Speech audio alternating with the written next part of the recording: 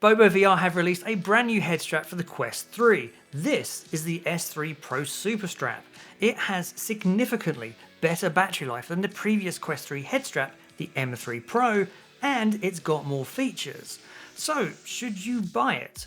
Well, in this video we're going to get into all of that and answer whether you should upgrade from the M3 Pro and whether it still fits the AMVR facial interface that I've got here. Oh, and as much as I like this head strap, I do have one issue with it, and it's something that I haven't seen anyone else talk about. Let's get into it. Let's first get into the design of this. Now, a Halo style head strap is very different from a traditional clam style head strap like the Meta's own Elite head strap. That's because it has this big huge forehead band across the top that actually puts the weight and distributes the weight of the headset across your forehead. That takes a lot of the weight off your face and makes it more comfortable to wear for long periods of time. And so for many people, this is the ideal style of head strap. So now let's look at the design of this. Now on the back you've got this back pad. It is a nice soft back pad, plenty of padding, and it nicely contours your head shape because it's nice and soft. It's going to just completely mold to the back of your head. There's plenty of back padding here, and it's also covered in this nice soft PU leather. You've also got a nice thicker top pad here compared to say the M3 Pro. So if I get the M3 Pro that's here, and if I put those side by side, the top pad here is a lot thicker on the S3 Pro than it is on the M3 Pro. It's still covered in the same nice soft PU leather, so it's really nice and comfortable on your head. It also comes with a honeycomb back pad, which I've managed to put somewhere, and I don't know where. Pants. The S3 Pro, here we go. There we go. So it also comes with this honeycomb back pad as well, so you can replace the bottom half of this back pad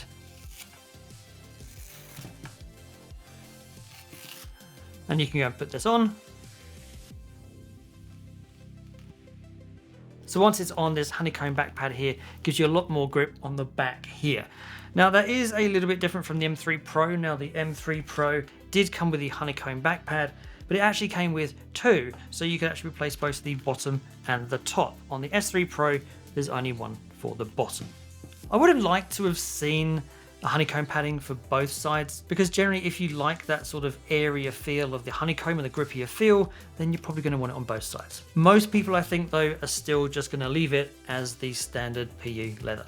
So if we get the M3 Pro and the S3 Pro here and start looking at the back strap, there is a difference. It's a lot more smoother and a lot more contoured on the S3 Pro than it is on the M3 Pro. So they've moved the adjustment dial inside, and when the battery's on top, it's just more contoured with the S3 Pro. Nice and smooth. So if you're lying down on a couch or your bed or just lying back in a chair, this is going to be a lot more comfortable for lying back. The adjustment wheel is still easy to get to and super easy to adjust, as it has a rubberized texture on the outside. And it adjusts to fit a large range of head sizes from 18.5 inches through to 25.2. There is the design change here on the S3 Pros for the top support arms that are on top here, because you kind of either love them or you hate them. Well, the S3 Pro, you now have a lot more configurable options with this, because both of these arms are now height adjustable, so you can actually adjust these to 3 different heights.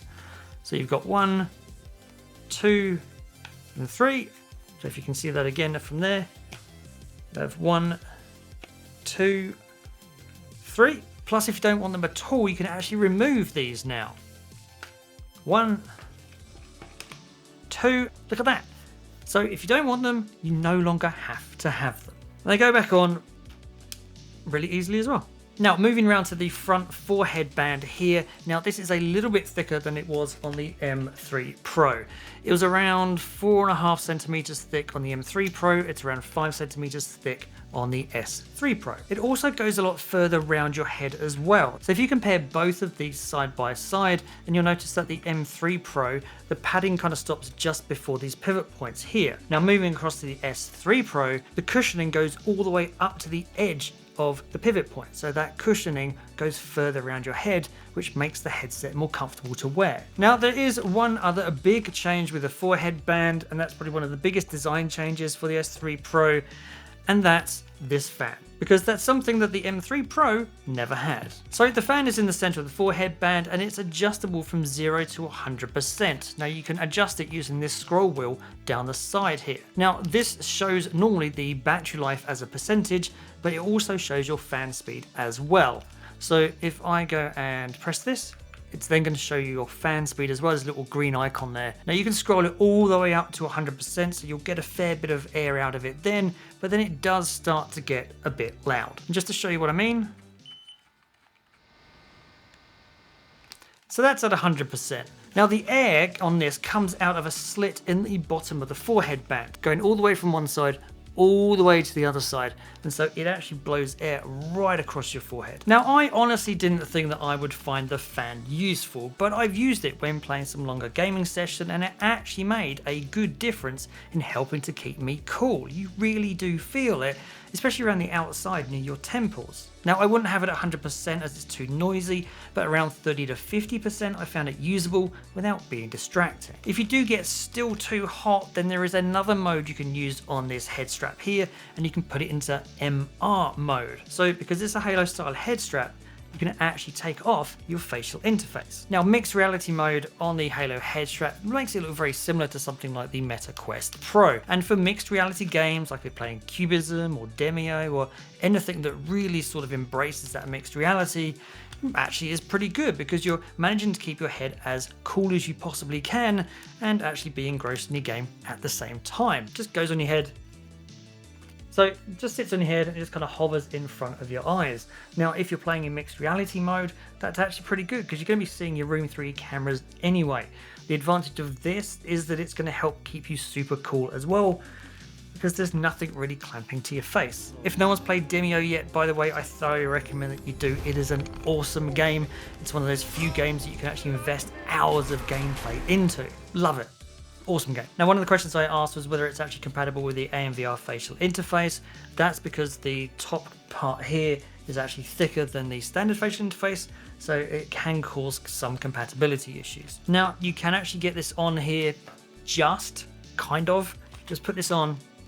Similar to the M3 Pro when I tried it with that, it's just a bit of work to get the facial interface and the band working together as well, because they can kind of get in the way. So with a little bit of jiggery pokery, you can just about get the AMVR facial interface lined up with the S3 Pro headband across the top. You've got a little bit of space in between the two. It's not much space, but it is just enough to allow the facial interface to fit and still have enough space such that the air coming out of this, if you have the fan on, can actually get out the bottom of that and get onto your face. Now let's get onto the battery life here, because the S3 Pro has almost double the battery life of the previous B2 batteries on the M3 Pro. It's an increase from 5,200 milliamp hours to 10,000 milliamp hours.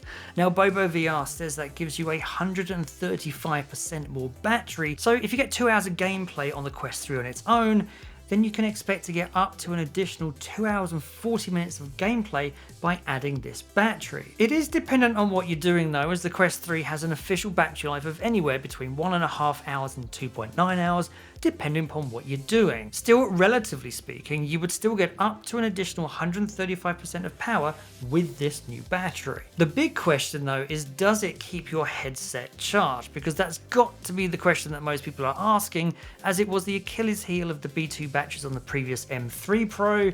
They just couldn't deliver their power quick enough to the Quest 3 to keep it charged. Well, the B100 batteries on the new S3 Pro have no such problem. You get 20 watt fast charging here, and all of that is more than enough for the Quest 3. As an example, I played a game of Demio and I played it for 2 hours, and by the time I'd finished playing, the headset was still at 99% and the battery was at 39%.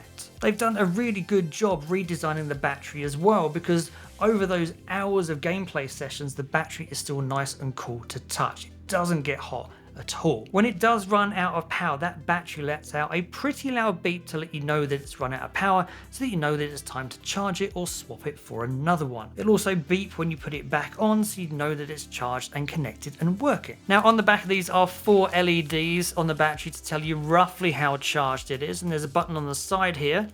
If you press it, all those LEDs will light up. There is also a display on the side of the head strap here, and this will tell you exactly how charged the battery is. So you don't just have to make guesstimates from the lights on the back, you can exactly tell the percentage here. Now Bobo VR will be releasing a charging stand for this soon, which will enable 30 watts charging, which will charge your B100 battery from 0 to 80% in 1 hour.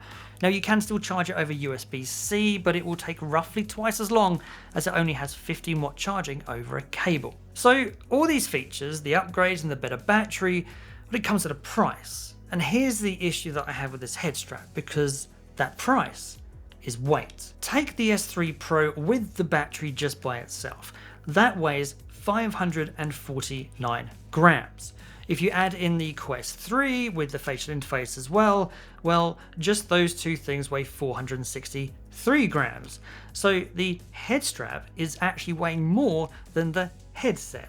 So if you wrap those all together into a complete package, and the head strap and the headset and the facial interface are all going to weigh 1,012 grams, so over a kilo, or just over 2.2 pounds. So that's pretty heavy, especially if you compare it against, say, like a standard head strap that I've got here. This is the AMVR one. So if you added the headset to this one, the total weight of that is 679 grams. So that is 333 grams lighter than the S3 Pro combo. However, that's a bit of an unfair comparison probably, because that's a battery head strap and this isn't. Still, if you compare this against a battery clamshell head strap, like the Kiwi Design one, the total weight of that would be 845 grams, which is somewhere between the two. Oh, and if you're curious what the weight of the battery is by itself, the B100 battery weighs 183 grams, which compared to the earlier B2 battery on the M3 Pro, that was 138 grams, so these are 45 grams heavier. The one thing I would say though is that the head strap itself is actually quite well balanced, and the counterweight of the battery on the back works well, but it's still a lot heavier than any of the other options out there. So herein lies the dilemma, because the S3 Pro has the comfort and the power to be able to play for hours at a time. But that weight means that you wearing it for hours at a time can hurt your neck after a while. What do you think though? Are getting all the features of the S3 Pro worth compromising on the weight of it? Let me know in the comments down below. So where does that leave me with recommending this head strap? Well, it's a really comfortable head strap, and it is the most feature-rich head strap that I've tried for the Quest 3, period. And so I absolutely recommend it, but with the caveat of this.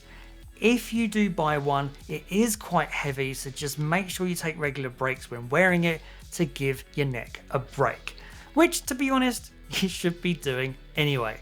They cost $90 from Amazon or direct from the Bobo VR website. Now, if you already have the M3 Pro, should you upgrade? Well, you can if you think the extra features are worth it, or if you just want better battery life, then you will be able to buy a B100 battery upgrade kit soon for the M3 Pro. And that would actually give you a lighter head strap than the S3 Pro, but with the same great battery life. So it's definitely worth thinking about it. I will place purchase links to all of it in the description down below for you, so that you can go check it out for yourself. If you want to check out some more great ideas for upgrading your Quest 3, then be sure to check out the link up here. Thanks for watching, and as always, I'll see you in the next one.